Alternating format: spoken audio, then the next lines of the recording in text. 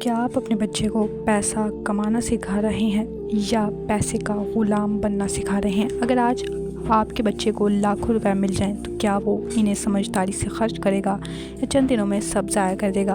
یہ سوال صرف دولت کا نہیں بلکہ مالی شعور یعنی فائنینشیل لٹریسی کا ہے۔ اکثر والدین سمجھتے ہیں کہ پیسوں کی باتیں بچوں کے لیے نہیں ہوتی ہیں، لیکن حقیقت یہ ہے کہ اگر بچہ شروع سے پیسے کی قدر، اس کا صحیح استعمال اور نظم و ضبط نہیں سیکھے گا تو بڑا ہو کر خواہشات کا غلام بن سکتا ہے۔ اسلام ہمیں مال سے محبت نہیں بلکہ مال کی صحیح ذمہ داری سکھاتا ہے۔ اللہ تعالیٰ نے قرآن مجید میں ارشاد فرمایا، کھاؤ پیو لیکن فضول خرچی نہ کرو، بے شک اللہ فضول خرچ کرنے والوں کو پسند نہیں کرتا ہے۔ ایک اور مقام پر ارشاد فرمایا، اور ان کے مالوں میں سائل اور محروم کا حق ہوتا ہے، یعنی مال صرف اپنے لیے نہیں بلکہ دوسروں کے حقوق ادا کرنے کا بھی ذریعہ ہے۔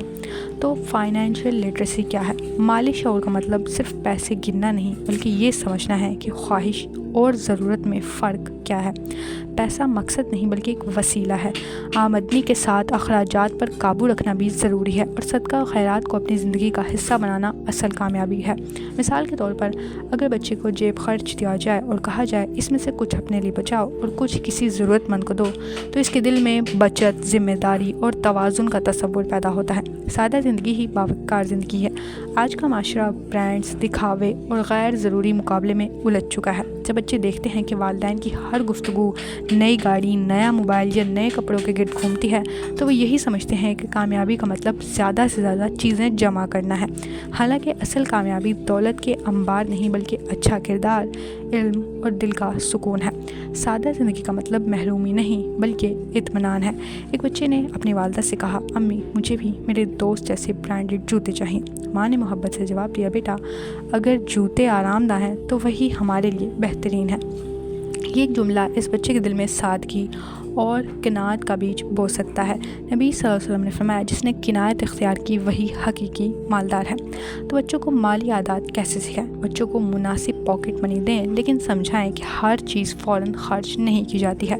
گھر میں ایک سیونگ جار رکھیں تاکہ بچت کی عادت پیدا ہو۔ کبھی کبھار انہیں فیملی بجٹ میں شامل کریں، بتائیں کہ بجلی کا بل کیسے آتا ہے، راشن کا بجٹ کیسے بنتا ہے اور گھر کے اخراجات کیسے چلتے ہیں۔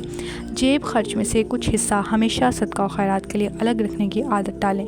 ایک والد نے اپنے بیٹے سے کہا، تمہیں 100 روپے جیب خرچ ملے گا لیکن اس میں سے 10 روپے کسی ضرورت مند کے لیے ہوں گے۔ بیٹے نے کہا، میرے دوست کے ابو تو پورے پیسے دیتے ہیں۔ والد مسکرائے اور بولے، بیٹا ہمارا سب سے بڑا دوست اللہ ہے اور ہم اس کے لیے ہمیشہ اپنا حصہ ضرور رکھیں گے۔ ہر خواہش پوری کرنا محبت نہیں ہے۔ بعض والدین سمجھتے ہیں کہ بچے کی ہر ضد پوری کرنا ہی محبت ہے، لیکن حقیقت یہ ہے کہ اگر ہر خواہش فوراً پوری کر دی جائے تو بچہ محنت، صبر اور انتظار کی قدر نہیں سیکھتا ہے۔ اور اگر والدین ہمیشہ بچے کی غلطی کے باوجود اس کا دفاع کریں تو وہ حقیقت کا سامنا کرنا بھی نہیں سیکھ پاتا ہے۔ یاد رکھیں، صرف پیسہ کمانا نہیں سکھانا بلکہ فائنینشیل لٹریسی، بلکہ پیسوں کو صحیح جگہ استعمال کرنا بھی سکھانا ہے۔ جب والدین بچوں کو جیب خرچ